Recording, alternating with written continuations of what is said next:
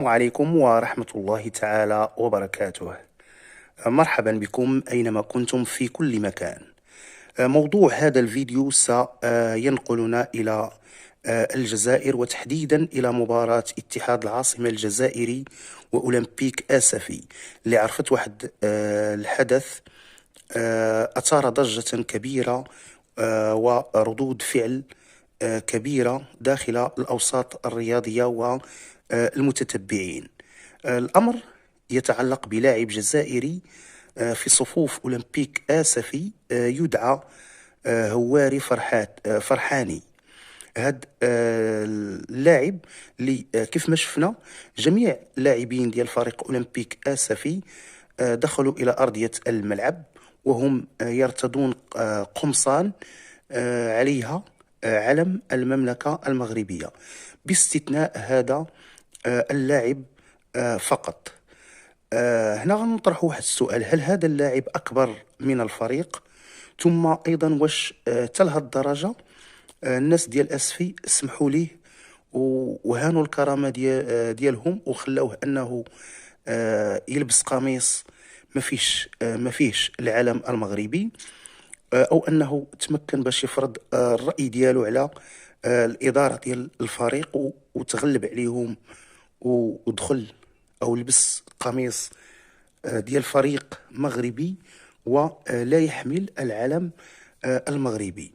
كيف ما شفنا، فحتى الصفحة الرسمية ديال فريق أولمبيك آسفي فهي نشرت واحد الصورة كتبين على أن العلم المغربي غير موجود في قميص اللاعب الجزائري.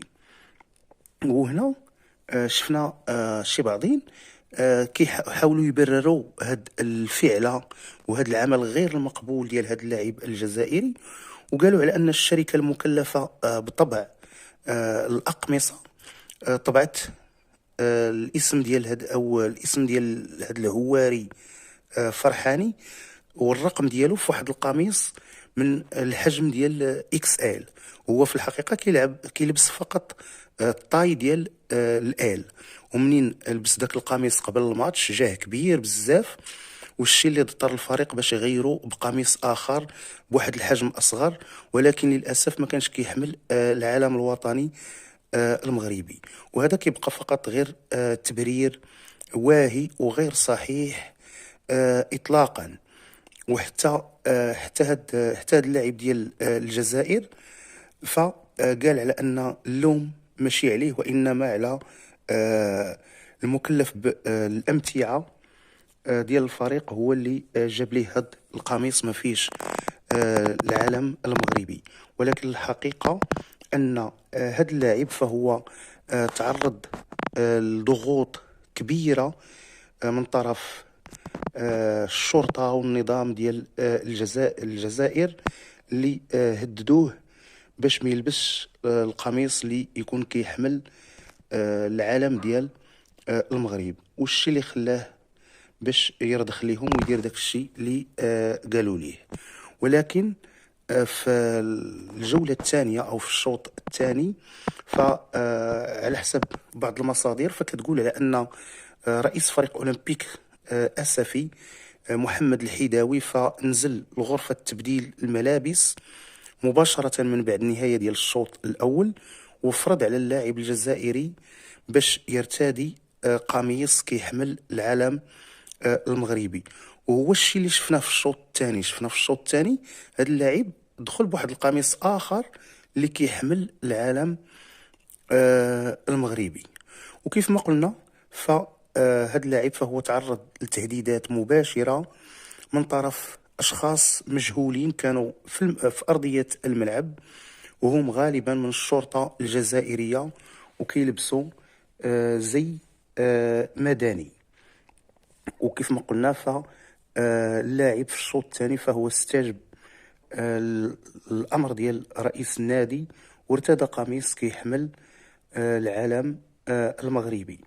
وهنا ممكن ما نلوموش هذا اللاعب، ولكن الحاجه اللي غنقوله هو الله يحسن عوان الجزائريين مع هذا النظام الجزائري البائس.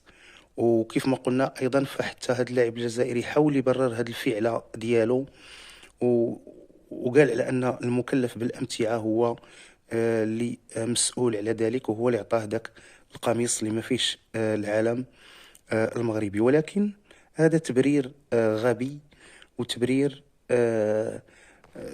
غير صحيح وغير سليم.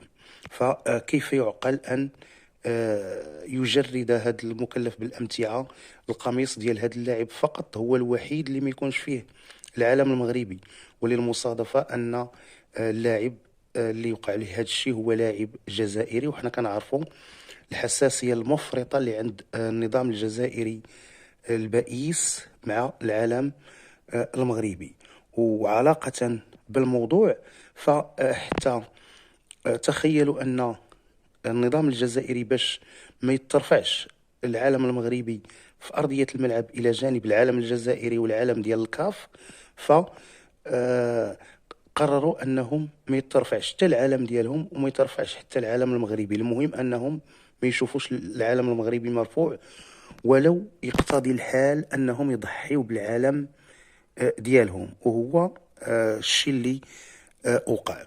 هادشي علاش؟ لأن العلم المغربي كيمثل واحد العقدة ديال النقص مزمنة عند الطرف الجزائري، اللي يفضل حتى هو باش يتنازل على الهوية ديالو داخل الملعب، غير ما يشوفش الراية المغربية ترفرف بشموخ في أرضية الملعب. إذا ضحاو بالهيبة ديال الدولة والرمزية ديالها والسيادة ديالها باش يديروا واحد المناورة بائسة، وأنهم يضحيوا حتى بالعالم ديالهم.